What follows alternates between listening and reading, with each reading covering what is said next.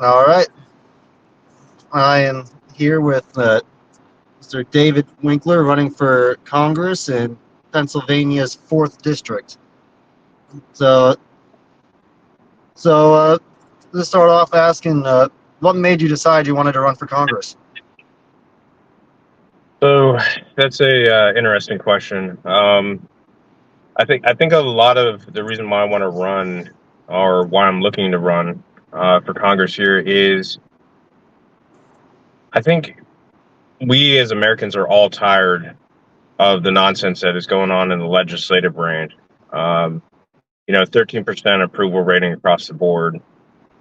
Sitting there bickering and fighting back and forth. They don't really represent the people as a whole. They represent, businesses, special interests, and you name it, like that. And they just don't seem to be very effective. And I think that one of the reasons why I wanted to run is I think that I have valuable experience as a veteran. I served in two branches, the United States Marine Corps and the United States Army, and as a non-commissioned officer, I think that we're suited just to get the job done. We're not there for politics, we're not there for nonsense. We're there to focus in on whatever the mission is and just get it done. I think that that's very much so my mentality when it comes to this is I'm going to be no nonsense. It's just going to be, how do I help the people here of the Pennsylvania 4th District, and how do I help the American populace as a whole?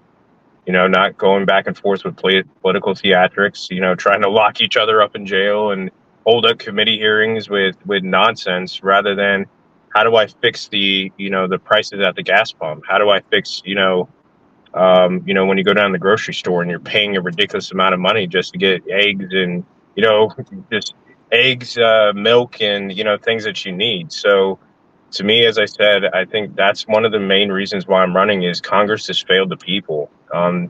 And they've been allowed to pass off the blame to the executive branch all the time. Blame President Trump, blame President Biden, blame, maybe Bush and Obama beforehand. No, it's you. It's the legislative branch, right? The power of the purse. You don't get to pawn off all of your failures to the executive branch. And I think that this is the time where Americans are frustrated enough and they want change. Yeah, definitely. Uh, so why don't you talk about your district? Like, what parts of Pennsylvania is the 4th District? So the 4th District, it got redistricted back in the 2020 plan. So I would call where I'm at kind of like the greater North Philadelphia area, even though we sit on the outside of it. But it goes from, like Elkins Park area all the way to King of Prussia, Montgomery County. So it encompasses all of Montgomery County and a little bit of Berks County. This is the new area of the district, is Berks. I think this does not benefit Madeleine Dean or my opponent at all to go to Berks, because it's more the rural farm area part of my district where, farmers and the Democrat Party aren't really getting along too much over here. And so I would say, just to give you the complete answer, it's just Montgomery and a little bit of Berks, just to give you the answer. If you were to talk about the types of businesses or demographics wise, predominantly middle class white families in Montgomery County. A lot of mom and pop type, small businesses until you get out to King of Prussia. That's more of your, big businesses that are out there. But it's a lot of, townships, not really necessarily cities, but a lot of these little townships all over the place. Berks County, as I said, very heavy farm area. So, I mean, you'll drive out there. That's where I'm actually out right now, out and about. You'll hit a farm about, 20, 30 miles later, you'll hit the next person. So they're not always living right next to each other in Berks County. So you got to kind of go out of your way to go find them. But yeah, so I think this is like the backbone of America, is the way that I look at my district. What makes the America work, between your farmers, your industrial, steel, iron. Um, kind of my mentality of make it made in America. That's kind of out here. Yeah. So, to go back to what you said about uh, the district not necessarily benefiting Congresswoman Dean. Mm-hmm. So she won by a decent margin last year when she ran for re-election. Yeah. So, so when she won by such a good margin, why do you believe you're the one that can flip that much votes to win the district? So, and I don't like to talk bad about my previous or predecessor that took on this fight, but this has always been the problem with the Republican Party, that they don't want to get out into the communities and put in that effort and put in that work. Um, you know, the last guy who took him on was a guy named Christian Namasito. He's now the Republican chair of the Montgomery County GOP. Um, some of the lessons learned was, as I just said, didn't get out in the community enough, didn't engage the community. Try to work on the independents and the light Democrats, but I don't care who it is. I'm here to serve all people, and I have never had a problem getting out in the community and putting in that work. As I said, I'm going all around Berks County. The generalized message from the people right now is they're not too thrilled with Bidenomics. They're not too thrilled with the state of the economy. They're not too thrilled with the current divisiveness going on within America. And so I think what, hurt Christian and helped Dean was that the people here are not a huge fan of what they would call far right. They're also not a huge fan of what they would call far left. But given the option, they're going to choose the lesser of what they call the two evils. So a lot of times that's the reason why you saw Dean get extraordinary numbers, was because some of my previous people who took on this fight were pretty far to the extreme that wouldn't give the people here an option really to vote for. Me, I'm very common sense based. I'm very logically sound, and I'm willing to work with people from across the other aisle to say, hey, let's come up with a solution that benefits everybody here, whether it's you're a Republican, you're an independent, or a Democrat. And it's not one size fits all. And I think that kind of attitude that I've had here is really kind of opened the doors in places where it's never opened before for Republicans. As I'm out there canvassing in Democrat areas, they're very hesitant at first. And then once they hear me start to talk and speak about, pathways forward to help, let's say, immigration issues or, other things like, education. We talk about, stopping proxy wars overseas and spending our money here in the United States, things like that. They're very open to listening, even the abortion stance. I think that's really what killed a lot of the Republicans in the past, was the abortion stance of being so hard, where they couldn't say, hey, life, limb, or incest. Those would be exceptions. I'm one of those that believes life, limb, or incest should be an option for a woman to go ahead and get abortions. But I'm more focused on the babies that are here. I'm a product of foster care. And so it's really important to me that we focus in on things that of children that are already here, more so than, messing with more of the medical decisions of the woman and the doctor and all that. So I focus in on adoptions, foster care, as well as the family court process.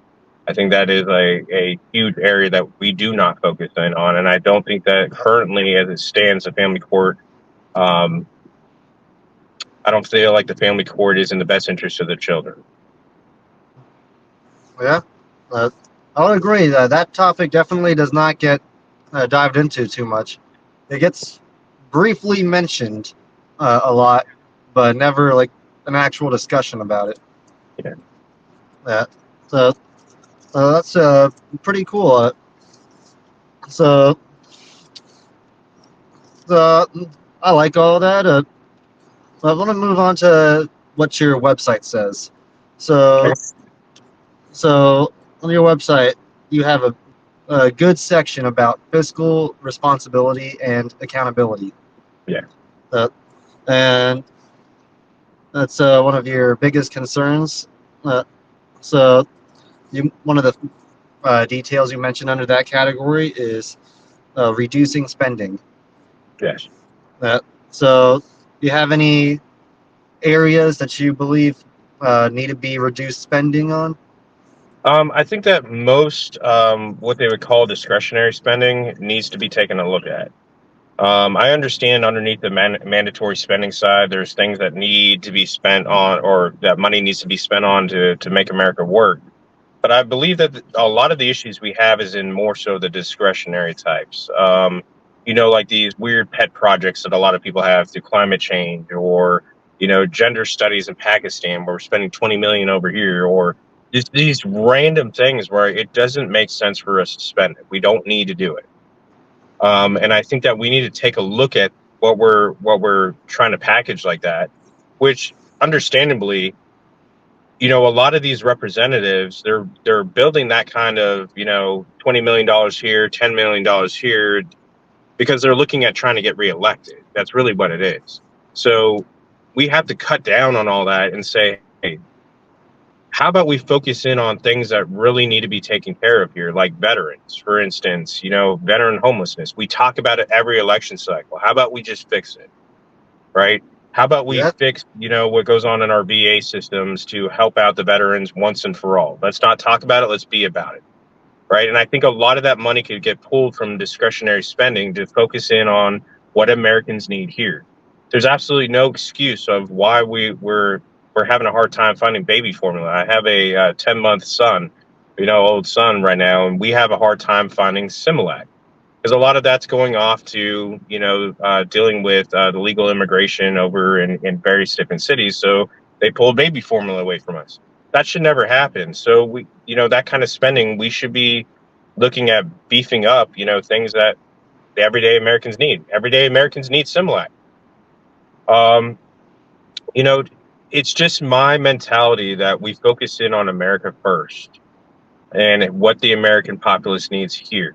If we have extra money after that, we can go ahead and help out other issues going on overseas and stuff like that.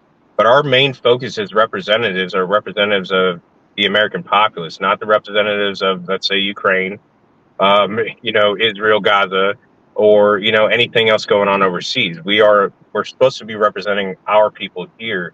And I think that is why I'm so huge on that section that you probably saw on my website of fixing our broken system when it comes to fiscal accountability and responsibility. The Congress, or the House of Representatives, is the power of the purse. They're supposed to be fiscally responsible. They're supposed to be fiscally accountable for every dollar that, tax dollar that they're sending to places.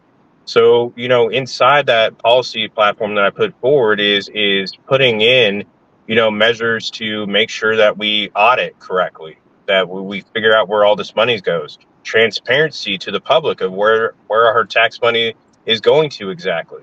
I think that's another frustration we have currently with Ukraine. A lot of people are wanting to see, where did that money go? It's not saying that we don't support, Ukraine or the war effort. We want to see where that money is being spent. I believe that we're accountable to the people. That money should absolutely be audited, and it should be put in a form of report for the American populace to see. Say, hey, this is exactly dollar by dollar where this money went to. I don't think that's hard to ask, of our politicians, especially because and I think that you probably saw in there that I'm huge on trying to fix our tax system. yeah, That I believe in, the Article 1 powers of Congress within inside the Constitution. It kind of lays out where our tax money is meant to be used for, which is, to pay debts or build inside our common defense. Everything else is kind of outside the constitutional bounds or the authority of Congress. And so I'm trying to, as I said, get Congress back into the confines of the Constitution, start acting the way that our founders intended, within Article 1. Yeah, uh, I couldn't agree more. Like that with the stuff like raising the debt ceiling. Every time No, that pops up. I take an issue when we're trying to raise the debt ceilings. We're printing money that we just don't have. The Federal Reserve and all that, and we're borrowing against the future of our children. And that's where I take offense to that. Like, we should be setting up our children and our grandchildren and all that in a better situation than we left it. Or that we were handed, that kind of mentality. We're just not doing it. We're being reckless. And this is going to, hurt our future. As I'm raising my children right now, I'm worried about what the cost of college would be like, what the cost of, rent will be like for when they, reach a certain age and they leave the nest, so to speak. Just everyday life for them. So I'm trying to put my children, which ultimately means I'm trying to put everybody's children in the better position than they are right now. I think that the average American is looking at about $100,000 worth of debt, really, that they got to pay off. Then we worry about things like Social Security, whether it's going to be there for the ones or our generation that's paid into Social Security our whole entire life. Will it still be there for us when we get to that age? So there's a lot that I have to focus in on, and that's where, as I said, we need to elect more of a mission-driven, focused kind of individual that is not there to play games. That's there to fix the issues that are broken and just get it done. And I'm a very, big workhorse type, mentality from the military. I would accomplish tasks and get that next one and be like, let's go, let's keep going at it. And this is just scary, and I think all Americans are kind of scared, as everything has gone up. In my district, you're even looking at rent is gone up at least $1,200 on average. You're looking at, as I said, groceries that used to cost people maybe $200. They're spending around $400 to $600 now at the groceries, at the grocery stores. Gas stations here, it still hasn't gone down that much. It's still around $4 a gallon. And I know that for some that's pretty low, right? Look at California; it's probably $6 a gallon. But it's so much that we got to fix, brother. Like, so we need fiscally sound people that are going to be very frugal with the money and say no. Almost like the money is theirs, because it's not their money, but treat it as if it was theirs, to be like, no, we're not going to spend on this ridiculous nonsense. Stop, borrowing against the future of my children. Yeah. Well, and then spending just tends to go up every year. And it's a lot of it's emotional spending. You look at a lot of these conflicts, a lot of it is due to emotions, and trust me, I love my Ukrainian people, right? And I love the Israelis and all that. The problem is we just don't have the ability to sit there and fund war after war after war. We don't. We're still dealing with the after effects of a 21-year conflict. And that hasn't even reared its ugly head yet of all the medical expenses that are going to have to be paid for through the VA system. I mean, or the increasing of the VA budget alone to capture 21 years of conflict. You saw how much Vietnam had to go through, and that wasn't even anywhere near close to 21 years. Yeah. So just imagine what we would have to go through with all the invisible wounds and everything else, medically speaking and retirement speaking, from this war. Yeah.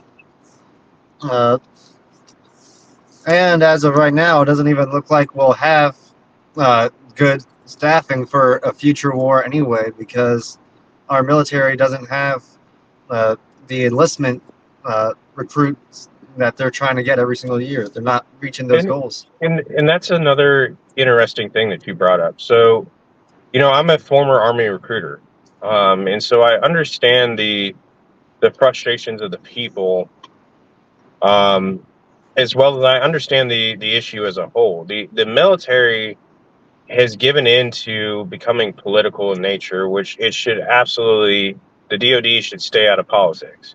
I know that's very hard to say when, you look towards the higher ranks, they're nominated and, they're selected to be like generals or whatever. So that you can't Yeah. really kind of get rid of that politics, especially when you have liaisons that work in the House and the Senate, and they are green suitors. They work with politics.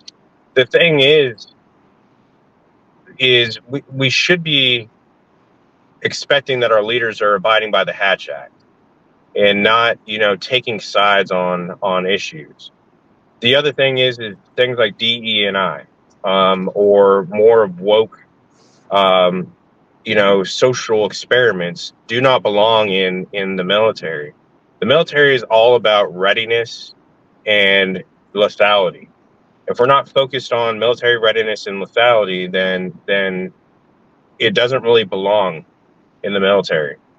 Um, Mind you, I do care about the welfare of our troops and all that, which I think that, there are some conversations where we need to do better with barracks and living quarters and things like that, which I would agree with. I think that is a thing that they should focus in on. But we should not be focused in on cosmetic surgeries like, things like hormones and transition surgeries and all that. That's not what the military is for. If you want to go do that on the outside of the military. That we don't focus in on that while we're in the military. And I think that commanders are having a very hard time being able to battle back against that kind of social advocacy within our military.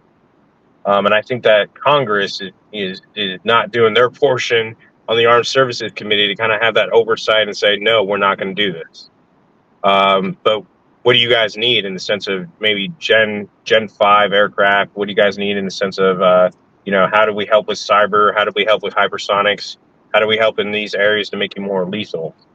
But yeah, so the military is one of those ones where I'm looking at coming in, getting on the Armed Services Committee, working next to a few other veterans that I know personally that are in Congress, and really trying to help the military get back on track. As I said, key focuses that you probably saw on my website: hypersonics. I believe that Yeah. we're behind on hypersonics. I think that in the modern battlefield, we need to be able to beef up our air defense systems, whether it's low, medium, or high altitude missile defense.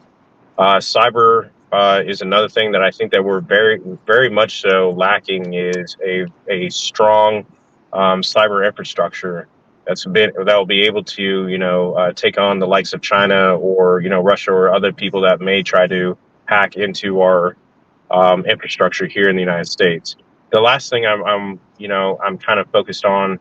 There's two of it kind of goes together, but our naval fleets and working on the next generation of fighters or fighter jets. I think that uh, our current Generation 5 aircraft is fine. I just think that we need to always stay one step ahead. Try to look for and push that boundary of the next aircraft. Yeah.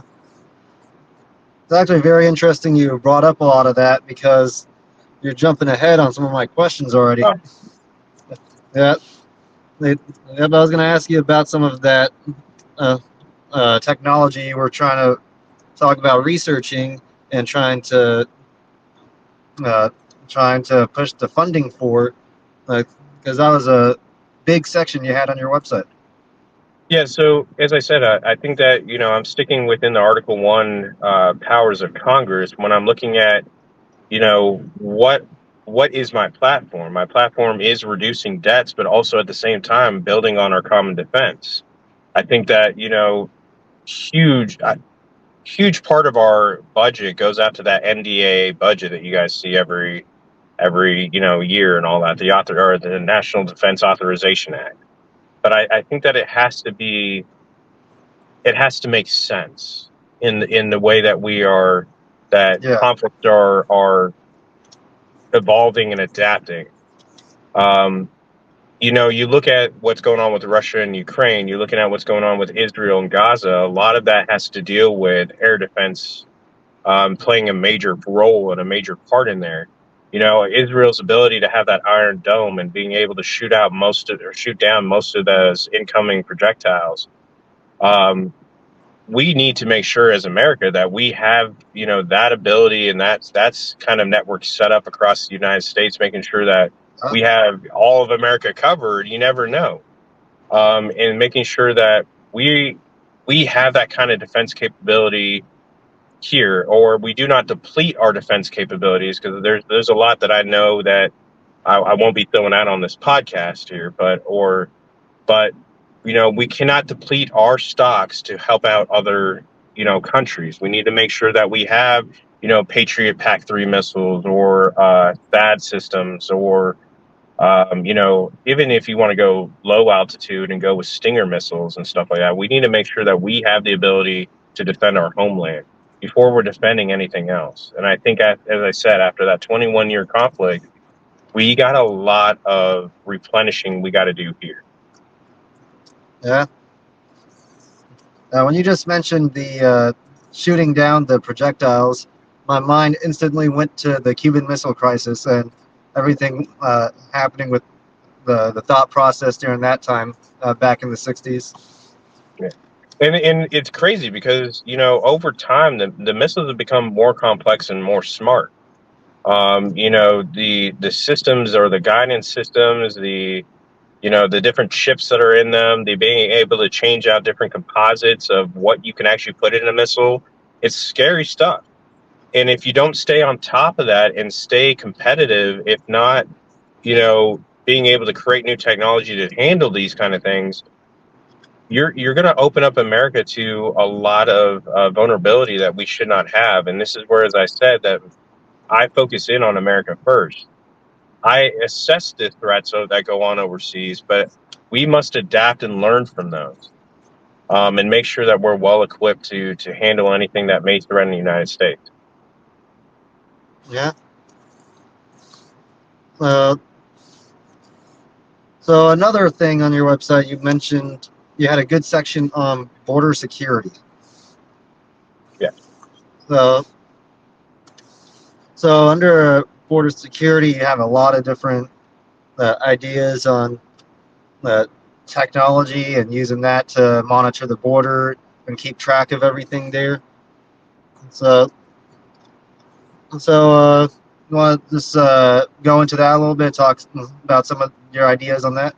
Yeah, so, I think that nowadays you hear a lot of people talk about the border, but they don't really tell you their plans or how that they would go about fixing it. And, I've seen it from both sides of the aisle, and I'm actually one of those that believes that both sides of the aisle have failed on immigration as a whole.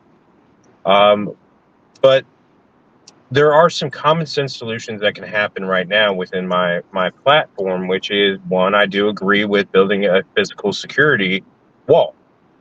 If we don't have that basics down, I mean, that even goes for military. Anytime that we set up a base, we set up a wall, right?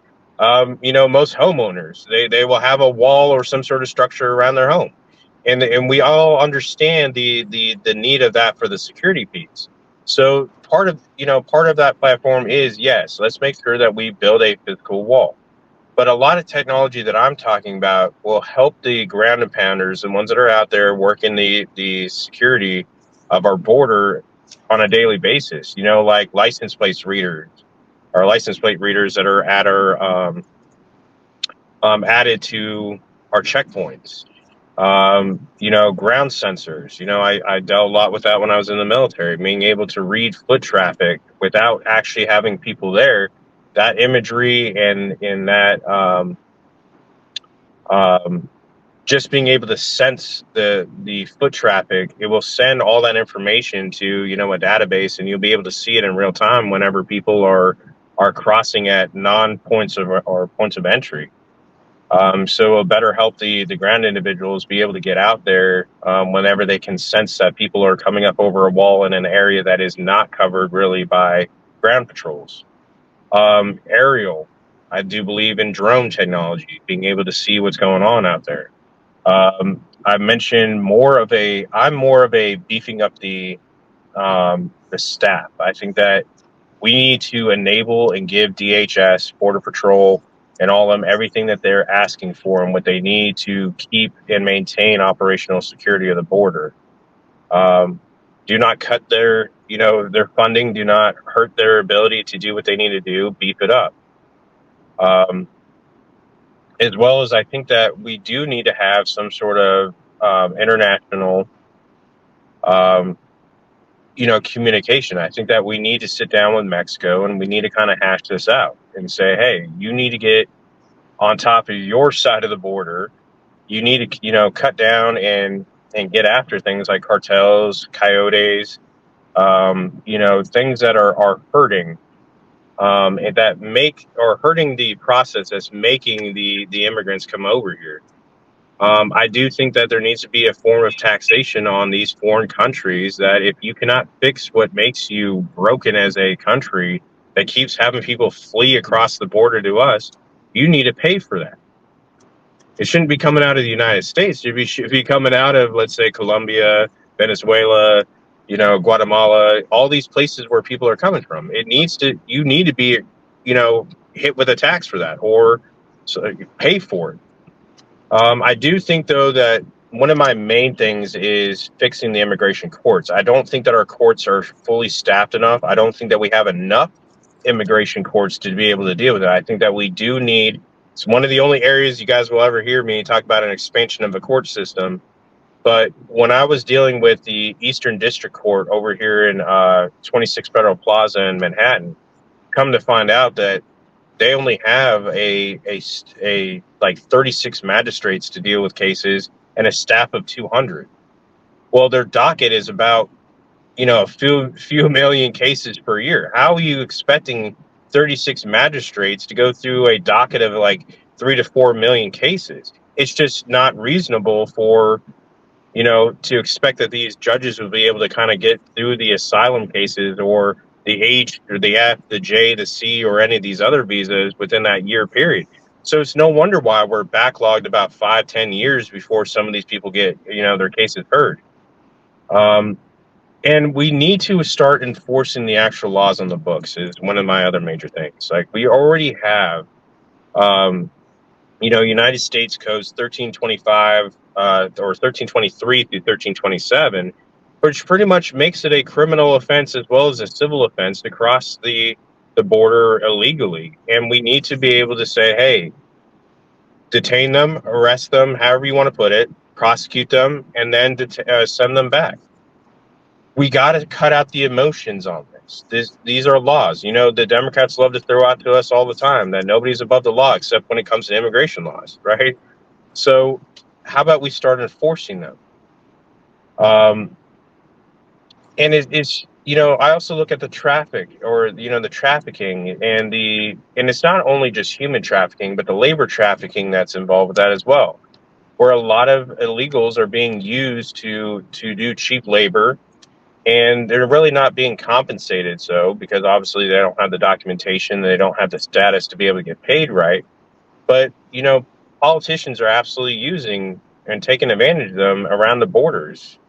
I saw it in New Jersey when I was over there. I saw it in New York. I saw it in places like Tennessee and Texas, where people are absolutely using illegals to make, their business, profit. And I've also seen it, when I was law enforcement, when it came to human trafficking, where people are being put in massage parlors, to do sex stuff, or, put on Craigslist or some of these, other sexual, websites where the people are being used as sex traffickers or sex traffickers. So we got to do a better job as a whole. And I think that one of the things, as I said, is once we start enforcing the laws, it's really going to kind of help us, start focusing on other areas within the immigration issues that we need to, tackle. But right now it's a free for all at the border. Everybody keeps coming on by. And unless you crack down on it, we're never going to be able to get after it. Yeah. Well,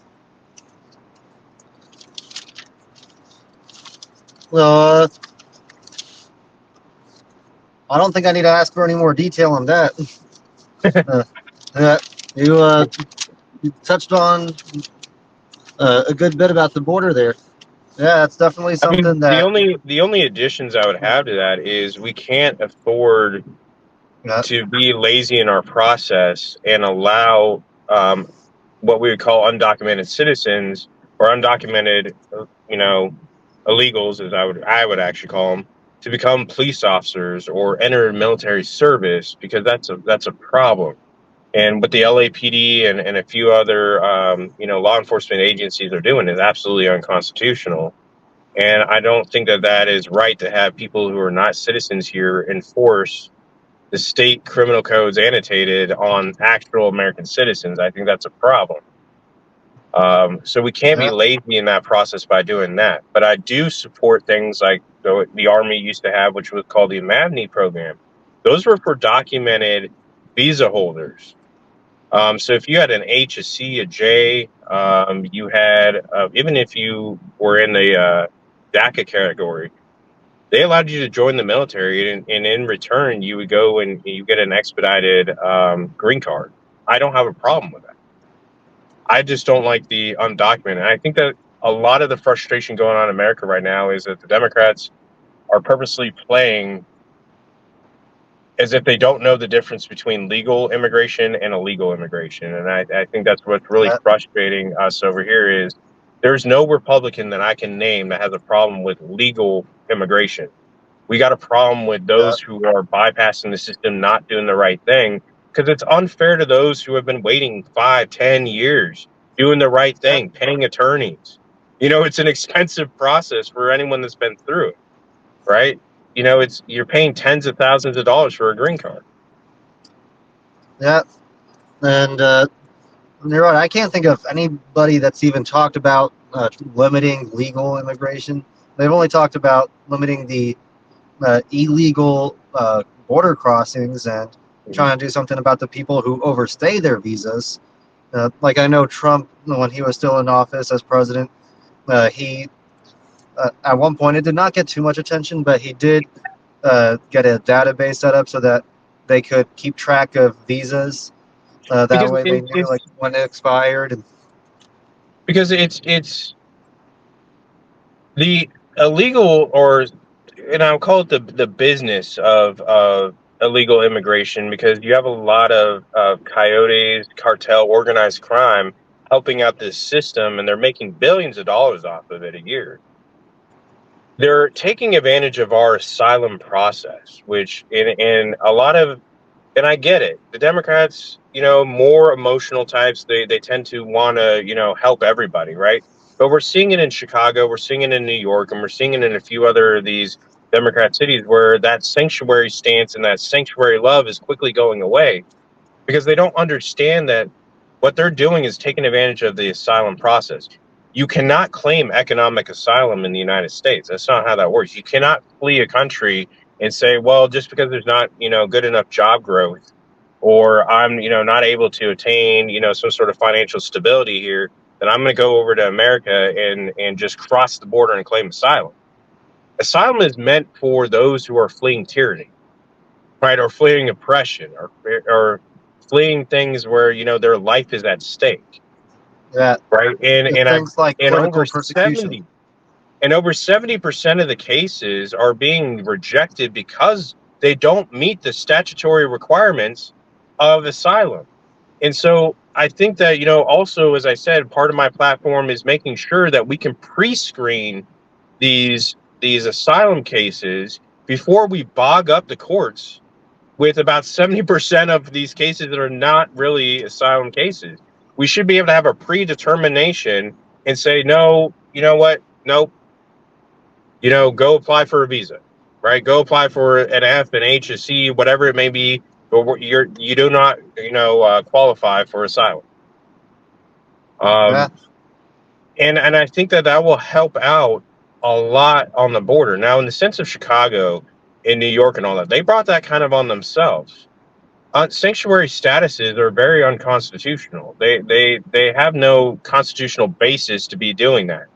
When states or cities or local municipalities are going against the supremacy clause of the federal government, meaning that when state state laws and all that stuff, or even the local conflict with federal, the federal, the law of the land, the Constitution takes over on this. You cannot, just sit there and be like, I'm going to ignore all federal laws on this. And I think that, Governor Greg Abbott was correct in saying, hey, you know what? I'm having to take all the burden here at being a border state. How about you share some of this burden, and we're going to drop them off over here so you get to learn a little Yeah. bit about what this is like. And I think that's kind of opened the eyes of, let's say Chicago or Eric Adams over there in New Yeah. York. Yeah. Exactly what I was going to bring up. And I was also going to bring up if you had any opinion on some of the stuff that was brought up in the immigration bill that Greg Abbott just passed in Texas. I think that I'm a huge support of the border states kind of just invoking their powers to get after this and secure our border. I think that if I were to knock anything on Biden in the sense of what I would find to be impeachable, besides the whole financial aspect, it's the failure to protect the states from an invasion. This isn't a small number of people coming across the border. This is millions, right? And this is way more than Trump has ever had coming in during his whole entire presidency. We're talking about millions. We're talking about border encounters of 200,000 plus. And let's be honest, they're not able to stop like half the majority of these people that are coming through, because they're not coming through the normal traditional routes of the port of entries. So I applaud Abbott for doing what he needs to do to protect Texas. Yeah. And it's actually kind of funny that you brought up the supremacy clause and everything with the sanctuary cities, because they're using that exact argument for Greg Abbott passing his immigration bill and saying he can't do that. Which is the exact opposite of what I would argue with the Democrats on the using of the supremacy clause. The supremacy clause would be you'd be supporting the federal laws that are in place and saying, hey, the state is conflicting with federal laws. Well, no, Texas is actually very compliant with what federal laws would state on how to deal with illegal immigration. It's the current administration that is not in touch or inside the boundaries of what federal laws would state. Yeah.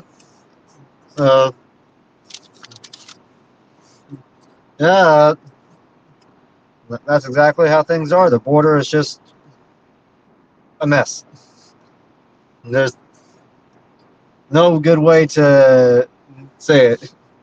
But it's a mess.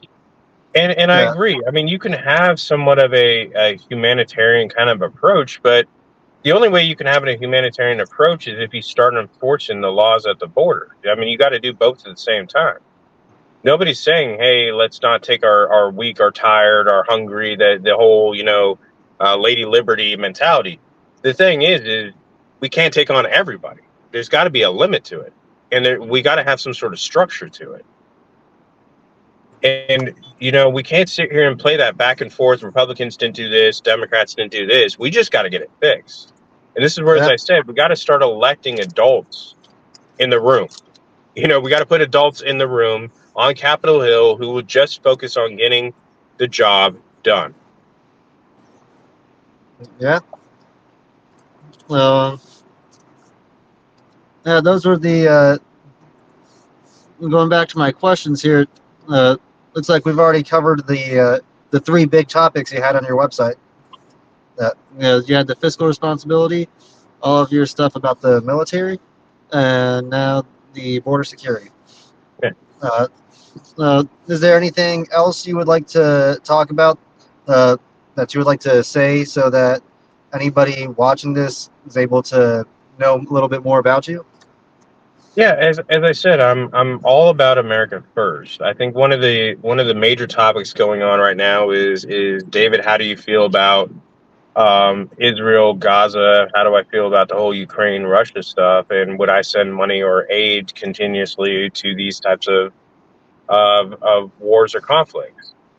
My answer to the people is simply no.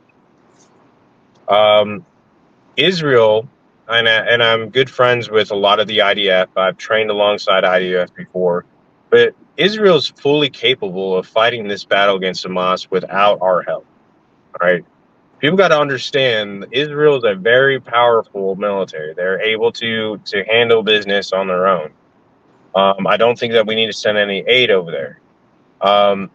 Now, I do, when it comes to the whole Ukraine and Russia aspect, I think that there's a lot of questions to be answered before I would even say, hey, let's send more money to Ukraine. The reason being is we've spent almost a quarter, if not more than a quarter, of our actual annual NDAA budget on funding not only their military, conflict, but salaries and pensions and everything else they have going on over there.